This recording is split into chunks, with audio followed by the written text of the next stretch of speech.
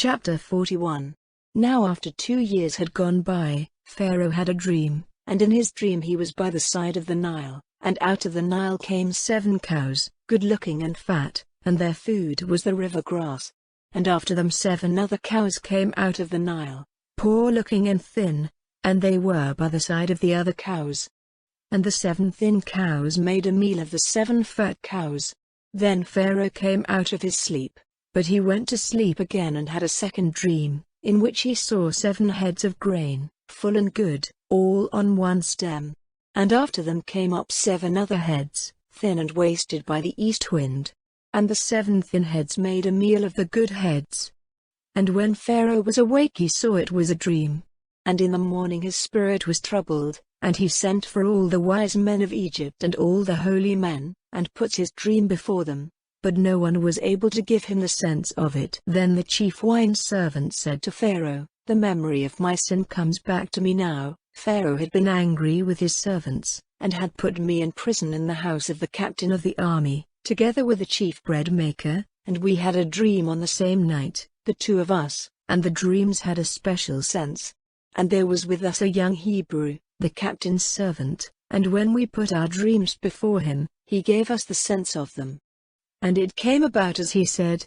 I was put back in my place, and the bread maker was put to death by hanging. Then Pharaoh sent for Joseph, and they took him quickly out of prison, and when his hair had been cut and his dress changed, he came before Pharaoh. And Pharaoh said to Joseph, I have had a dream, and no one is able to give me the sense of it. Now it has come to my ears that you are able to give the sense of a dream when it is put before you.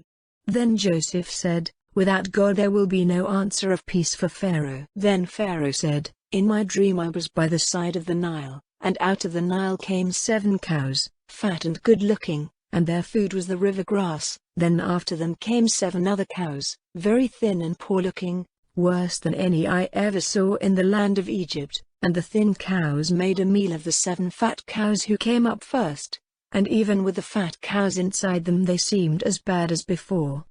And so I came out of my sleep, and again in a dream I saw 7 heads of grain, full and good, coming up on one stem, and then I saw 7 other heads, dry, thin, and wasted by the east wind, coming up after them, and the 7 thin heads made a meal of the 7 good heads, and I put this dream before the wise men, but not one of them was able to give me the sense of it.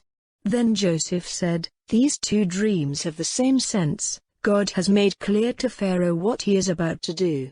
The 7 fat cows are 7 years, and the 7 good heads of grain are 7 years. The 2 have the same sense. The 7 thin and poor-looking cows who came up after them are 7 years, and the 7 heads of grain, dry and wasted by the east wind, are 7 years when there will be no food.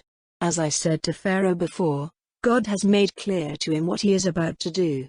7 years are coming in which there will be great wealth of grain in Egypt, and after that will come 7 years when there will not be enough food, and the memory of the good years will go from men's minds, and the land will be made waste by the bad years, and men will have no memory of the good time because of the need which will come after, for it will be very bitter. And this dream came to Pharaoh twice, because this thing is certain, and God will quickly make it come about. And now let Pharaoh make search for a man of wisdom and good sense, and put him in authority over the land of Egypt.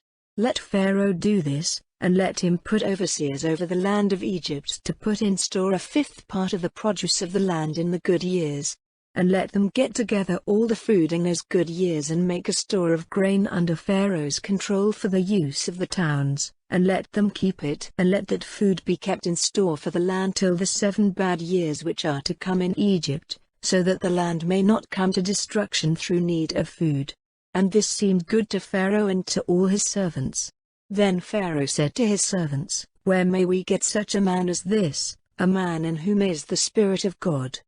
And Pharaoh said to Joseph, Seeing that God has made all this clear to you, there is no other man of such wisdom and good sense as you. You, then, are to be over my house, and all my people will be ruled by your word. Only as king will I be greater than you. And Pharaoh said to Joseph, See, I have put you over all the land of Egypt.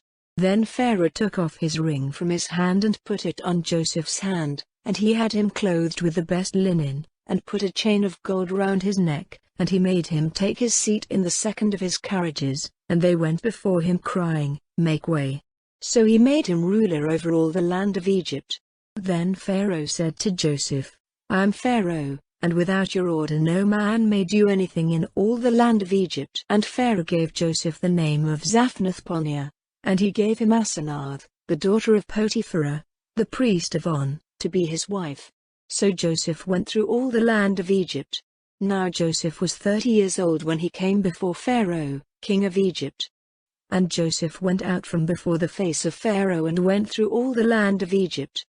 Now in the 7 good years the earth gave fruit in masses, and Joseph got together all the food of those 7 years, and made a store of food in the towns. The produce of the fields round every town was stored up in the town. So he got together a store of grain like the sand of the sea, so great a store that after a time he gave up measuring it, for it might not be measured.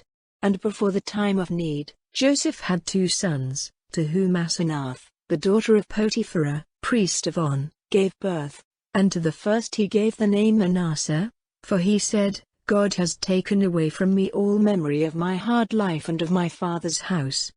And to the second he gave the name Ephraim, for he said, "God has given me fruit in the land of my sorrow."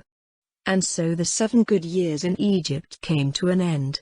Then came the first of the 7 years of need, as Joseph had said, and in every other land they were short of food, but in the land of Egypt there was bread. And when all the land of Egypt was in need of food, the people came crying to Pharaoh for bread, and Pharaoh said to the people, "Go to Joseph, and whatever he says to you, do it."